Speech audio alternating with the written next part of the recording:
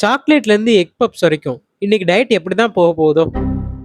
Welcome to day 78. இன்னைக்கு தேங்காய் உடைச்சப்போ உள்ள இந்த சின்ன தேங்காய் பூ இருந்துச்சு. பெருசா இருந்திருந்தா சாப்பிட இன்னும் நல்லா இருந்திருக்கும். இன்னைக்கு மீன் கடைக்கு போயிட்டு வர கொஞ்சம் லேட் ஆயிடுச்சு. அதனால சமைக்கவும் கொஞ்சம் லேட்டு. சரின்னு டிவி பார்த்துட்டு இருந்தா டிவிலயும் மீன் சாப்பிட்டுட்டு இருந்தாங்க. அதனால பொரிச்ச மீன் மட்டும் கொஞ்சம் எடுத்து சாப்பிட்டேன். பொதுவாகவே மீலுக்கு முன்னாடி கொஞ்சம் புரோட்டீன் எடுத்துக்கிட்டா பிளட் சுகர் ரொம்ப ஸ்பைக் ஆகாதுன்னு சொல்லுவாங்க. அப்புறம் இறாலும் பீன்ஸும் ரெடியான பிறகு பழைய சோறு கொஞ்சமா போட்டு சாப்பிட்டேன். அப்புறம் சோறு ரெடியானதும் கொஞ்சம் அதிகமாவே எடுத்துட்டேன். சாப்பிட்டு முடிச்ச பிறகு கொஞ்சம் சுகர் கிரேவிங்ஸா இருந்துச்சு. இந்த சாக்லேட் பார் ஒன்று சாப்பிட்டேன். உள்ள பட்டர்ஸ்காட்ச் ஃபில்லிங்கோட சாப்பிட ரொம்ப நல்லாவே இருந்துச்சு. ஆனா கேலரி தான் கிட்டத்தட்ட 90 கேலரிஸ் வருது. சாப்பிட்டு முடிச்சு கொஞ்ச நேரம் கழிச்சு மறுபடியும் கிரேவிங்ஸா இருந்துச்சு. அதனால இந்த புரோட்டீன் மில்க் ஷேக் ஒன்று குடிச்சேன். ஈவினிங் ஸ்நாக்ஸுக்கு மத்தியானம் மீதி வச்ச ஒரு துண்டு மீன் எடுத்து சாப்பிட்டேன். நைட்டு டின்னருக்கு தோசையும் சிக்கன் குழம்பும் எடுத்துக்கிட்டேன். நைட் ஷோ படத்துக்கு போறதுக்கு நானும் மச்சானும் வெளில வந்திருந்தோம்.